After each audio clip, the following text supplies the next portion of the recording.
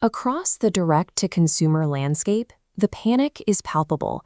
Meta ads have grown prohibitively expensive, Google is saturated, and the return on ad spend is cratering across nearly every category.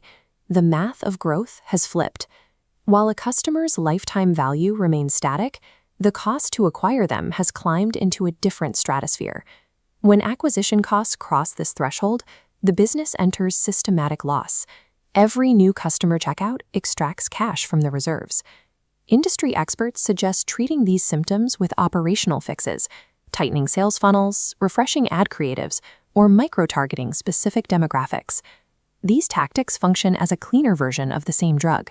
They focus on optimizing the addiction, rather than addressing the underlying dependency.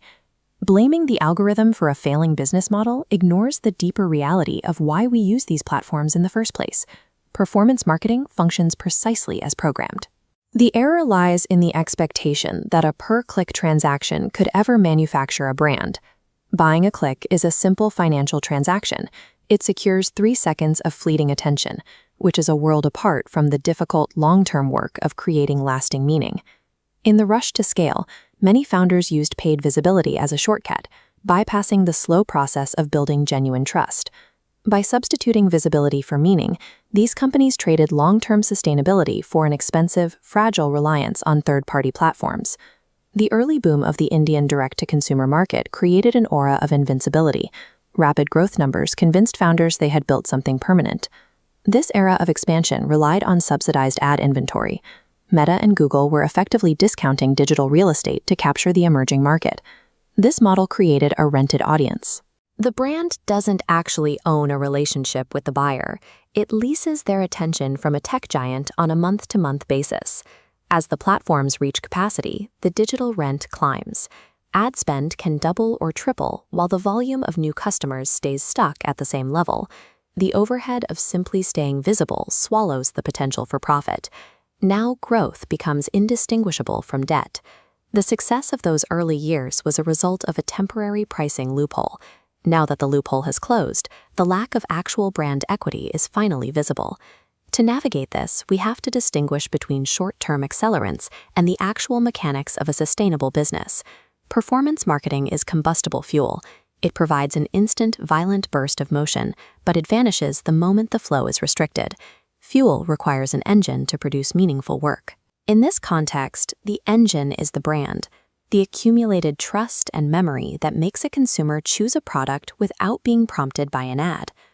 Pouring premium ad spend into a business with no brand equity is equivalent to pouring gasoline onto the street. You get a spectacular fire, but you never actually arrive anywhere.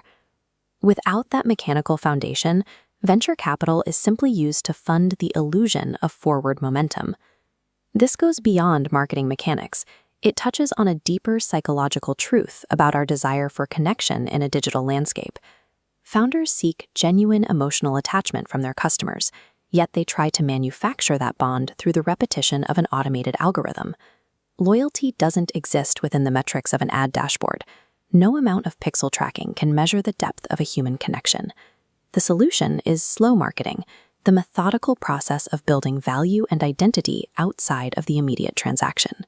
Slow marketing builds memory, trust, and organic recall. These are intangible assets that an algorithm is incapable of generating. Cultivating a brand requires time. Meaning is an asset that cannot be purchased on a per-click basis. There is a single stress test to determine if a direct-to-consumer business actually exists. Imagine if, at midnight, every paid campaign, every promoted post, and every sponsored search result was permanently deactivated. For the majority of modern brands, the following morning would be silent. Sales would go dead. Revenue would vanish instantly. This collapse reveals the truth. The company holds no real estate in the consumer's mind. The brand has no presence outside of the screen. If survival is tied to active ad spend, the business is a tenant, not an owner. You have a rented audience, not a brand.